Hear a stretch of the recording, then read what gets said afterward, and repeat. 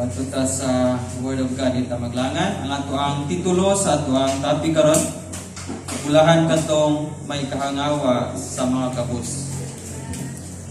In Psalms 41 verse 1 to 3. So usbon ko, bulahan ang tao nga may kahangawa sa mga kabus, kay tabangan siya sa Ginoo, kung anaa siya sa kalisdanan. Panaligdan ug ampingan siya sa Ginoo, panalanginan siya sa Ginoo dinhi sa yuta, ug dili siya itugyan ngadto sa iyang mga kaaway. Tabangan siya sa Ginoo kon masakit siya, ug ayuhon ang iyang balatian. Pagamputa, Dios nga laming gamanan, ang imong pulong mo'y among pagkaon sa amuha Ginoong espirituhanong bahin. And let it be, Lord, nga ang imong pulong karon maghatag Ginoong impact sa among kinabuhi, samtang magpaabot kami sa imong pagbalik.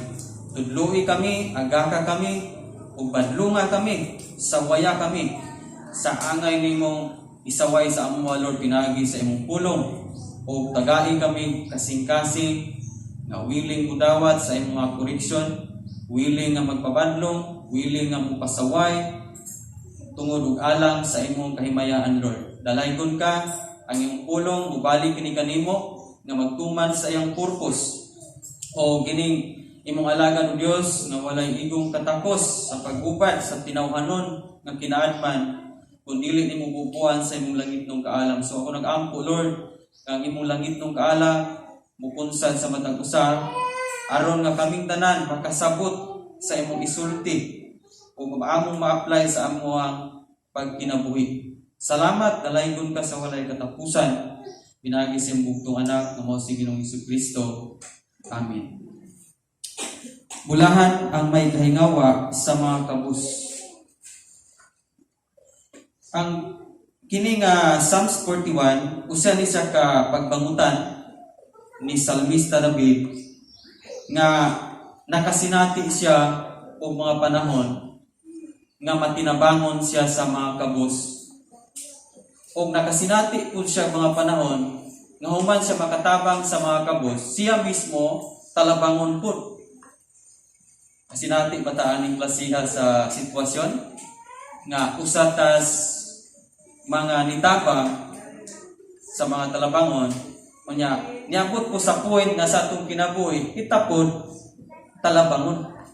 So si Salmista David in verse 1 to 3, kay Diyas babaw imong makita nga usa kini kapag ampo sa usa ka masakiton. So si Salmista David nakasinati siya mga balatian. Gani, he is a king of Israel, a man after God's own heart. Apa nakasinati siya og balatian. So unsa pa kaha kita? Muna nga dili ta mo prepare anang dunay mga claim karon nga ang mga Christian dili na gyud kuno magbalatian. Free from all sickness na ang mga Christian. Si King David dili siya free sa mga balatian, nakasinati siya og mga balatian. So kita mga Christian o mamati ta sa mga claim karon nga Christian dili na magbalatian, ma-discourage ta kung magpanahon nga moabot ang balatian nato.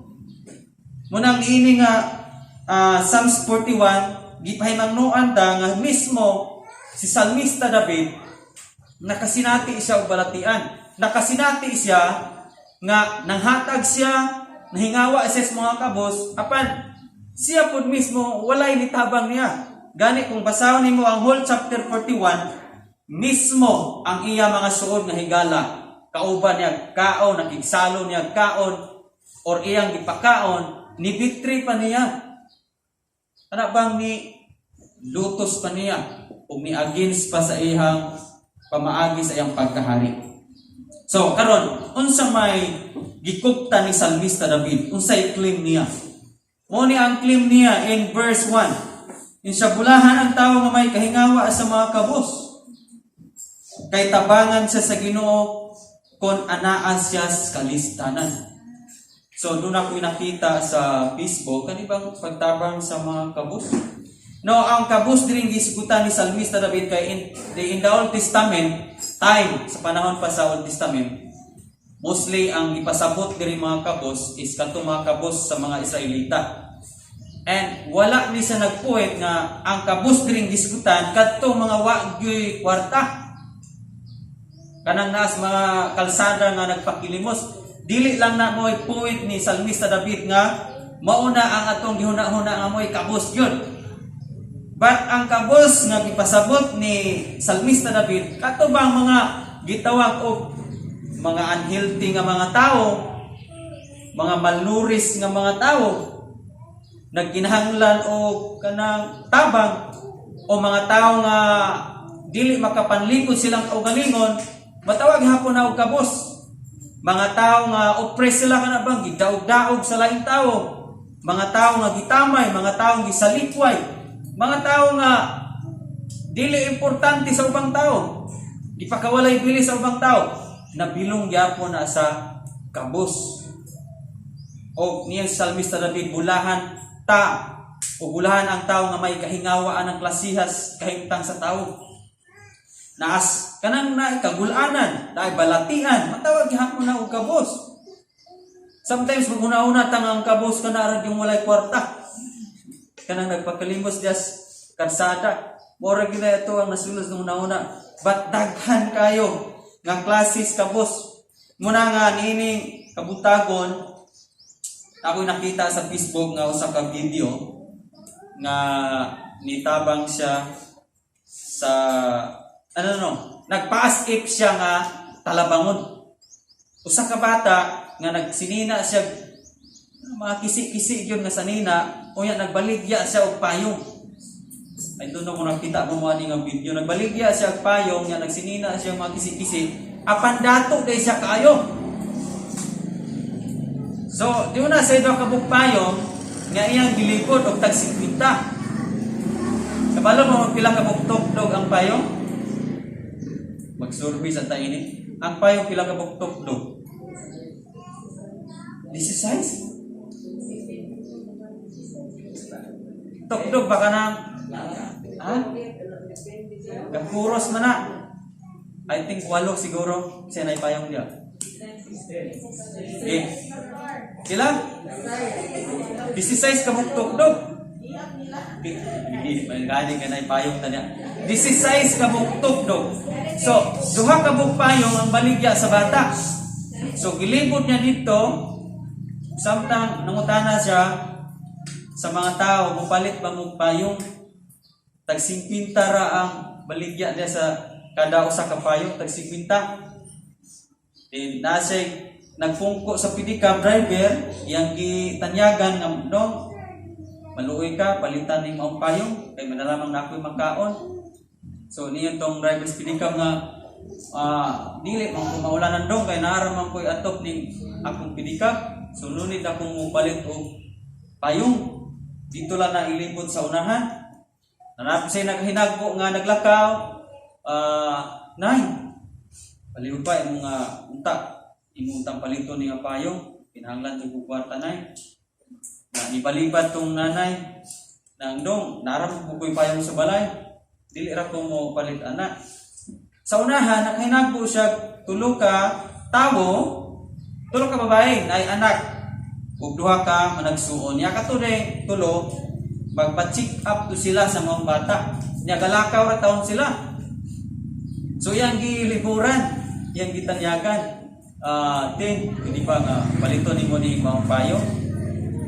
Pila man na do? 50. Kani ra bang among galakaw ra gani bido ay magpa-check up isa among anak. Kinahanglan tubig kwarta. Pero di kuot ang maong inahan. Naluoy siya sa bata ba nga nagkagidlay. Nga ibaligya ra tawag 50 ning payong. So, ni kuot siya og 50 iyang gibayaran ang payong. Nagpasalamat ang maong bata. So, salamat kayo ti. Dako na gud kayo ni tabang nako ning 50. Ti, pwede ba nga abrihon na ning payong? Sulay ti. Sulay nag-abri ng payong. Di gabrihan sa nagpalit. Katong kada tukdog igsuon sa payong, gibitayan sa bata og tag 300 kada tukdog. gitalay ba 100, gidangkit ang 300. Sa kada tukdog 300 ang iyang gibutang. So pila na tanan ang 16 ka tukdog. Pilti nang dakuway so nasyak ang nagpalit.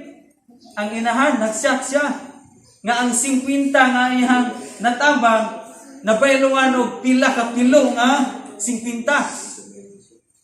Ay total niya pila siguro ng 16 ka tukdog tag 300. Pila? 4,800. So unsa may lugar punto ato nganong mabuti akong giisgutan. Kini biyeng duna kay kahangawa sa mga kabus. Gani nagpaas-ik pra to nga kabus. How much more kung tinuod gyud tong kabus ang gitabangan. Nagpaas-ik pra to ha. Apan may balos. 4,800 ang 50 nga iyang kahingawa sa mawang naluoy siya. Kay kani magong kahingawa sa kabus. Duna kay kaluoy, duna kay gibati nga kanang di mo masabot ba nga nakaagi ka ng sitwasyon na munang naluoy ka o mukuot ka, muhatag ka. Wala nagpanuko, bisag galamiton kayo niya ang maong 50 galakaw ra sila. Apan duna siya kaluoy.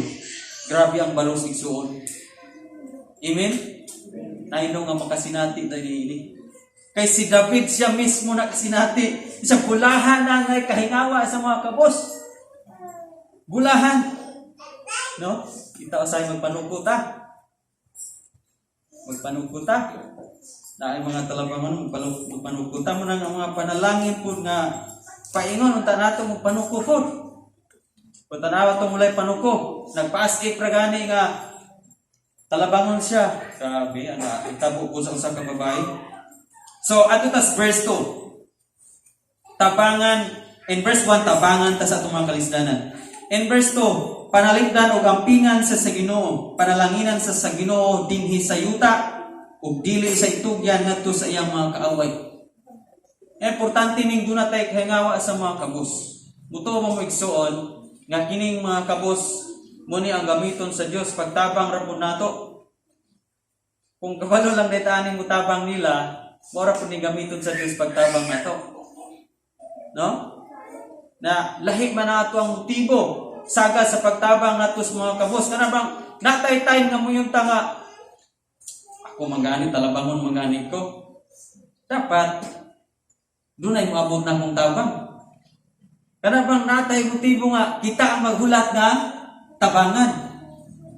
Pero sumala sa mga illustration katong babae. No? Talabangon siya. Naglakaw nga ni sila kay wala gyud sila mihit jud kayo para pa-check up na to. Apan sila ang unang gitabang. Sila ang unang gitabang tapos wala na sila naghulat sa tabang kay niabot na dayon. Muna nga kung kita sa atong ginabuhi sa Christian, kung kita mo isiging maghulat og tabang, luoy kayo ta. Dugay kayong maabot ang atong gipahulat.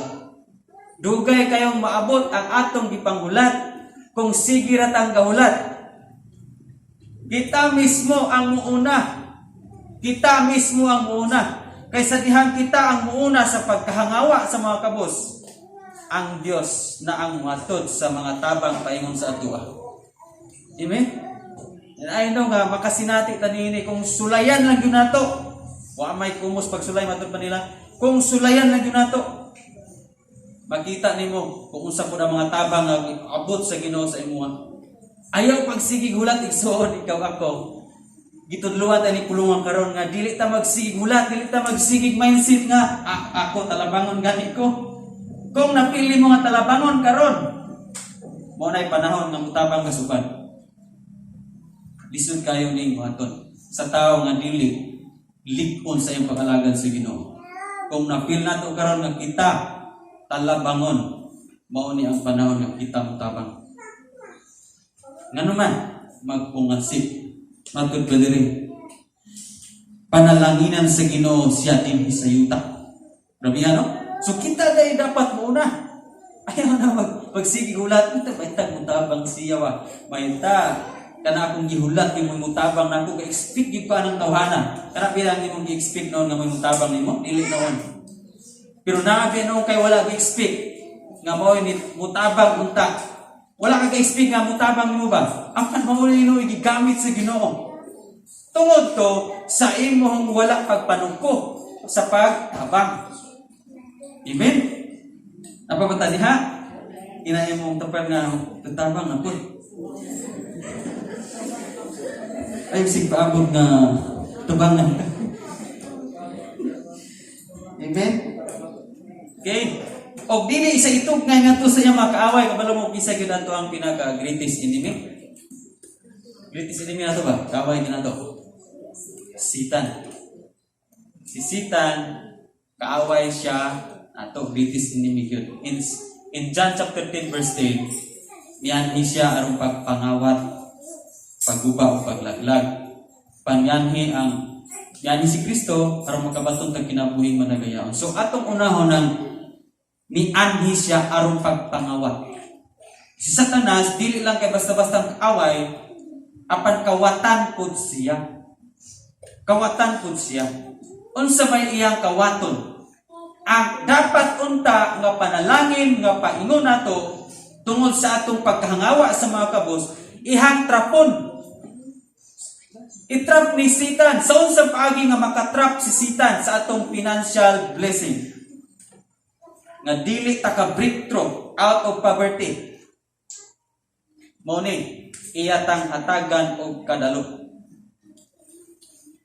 Iyatang hatagan og kahakog. Ang Biblia gaingon nga ang kahakog sama ras pagsimba og Dios. Kung nakabasa ta, ang kahakog sa tao sama ras pagsimba og Dios. So kaning kahakog igsuon, mao ni siya puy-anan sa kawatan. Si Satanas kung may kahakog ta, diha siya mupuyo. Nga sa dihang mupuyo siya sa atong karakter nga hakog. Munang wala kaayoy mga panalangin nga moabot sa tuwa, kay tuwa may gakawat nga nagpuyo, tuwa may kawatan nga gapuyo sa atong kahakog. Hallelujah. Muna nga kung buhato nato ang pagkahangawa sa mga kabos, niingon dinhi, dili sa itugyan ngadto sa iyang mga kaaway. Buot pasabot, dili tugutan sa Ginoo nga si Satanas mupuyo sa atong karakter nga hakog nga makakawat sa mga panalangin. Dili tugutan sa Ginoo. Dili niya tugutan nga si Satanas magpabilin nga mahimong hakog ta kanunay. Kung mahingawa tas mga kabos, mawala ang atong kahakog. Amen? Nawala na ba ito atong kahakog? Inay mong tapad nga, nawala na ginaon. Nawala na na. Nawala na na. No? Dili ta itugyan sa atong mga kaaway. So, inumduman nato nga Satanas, sige lang pangawat sa atong panalangin. Sige lang pangawat sa atong panalangin. Now, in verse 3, tabangan sa Ginoo kung masakit siya. Kaning kahangawa sa mga kabus, dili lang kay panalipdan ng atuang financial blessing, ikan sa pagpangawat ni Satanas, apil pud ini panahon nga magsakita.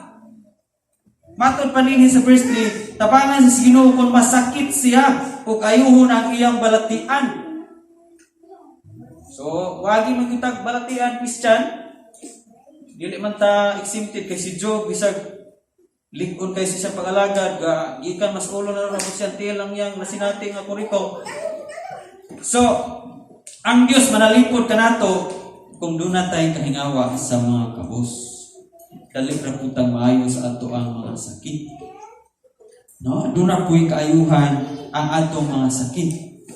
Muna nga kung doon na taroy mga sakit physically o spiritually, mo na'y panahon nga itabang nato ug mo na'y panahon nga may kahingawa tas mga talabangon. O bitaw gasigi jud ta og sakit. Kaya ato po mga pulong ngadto sa mga talabangon perti pong sakita. Perti pong laina ang ato pong ipamulong nila muna nga nigbalos ra pud nato. Nga unta, hulahan man ang may kahingawa sa mga kabos. So bulahan ka kung dili ka mo daog og istorya sa mga kabos. Bulahan ka kung dili ka mo pasaka og sulti sa mga talabangon. Mo na nga magpundo na sa tuwa ng balatian kung kita mismo usog ta mo pasakit sa mga kabos. Muna nga tabangan ang Dios utabang nato. Munang ining kabutagon gipainugruman ta unsa di ta kabulahan kung may kahingawa tas mga kabos. Unsa ta kabulahan? Bulahan gyud. Bulahan ang kabulahanan na dinhi verse 1 to 3. Gisgutan ni David nga bisan moagi ray tag kalisdanan sama sa gingon sa 34 Psalms 34:19 ang mga matarong daghang kalisdanan nga agiun, daghang alantuson nga agion apan luwason siya sa Ginoo nining tanan. In verse 20, dili siya kabalian og bukog kay ang Dios magapanalipod. Grabe no? Ay mga panahon nga nagungaw na ta sa kamatayon, balatian o disgrasya ba? Na ang panalipod sa Ginoo makita nimo. Dili gud ko tama ang pagkadisgrasya nato kung may panangitan na inana. Dunay panalipod sa Ginoo. Muni ang iyang pasalig sa tuwa. So, jadi si pamilya Christian o kita mga Kristiyanon, itong ibutang sa itong una-una nga dili ta maghinangkog.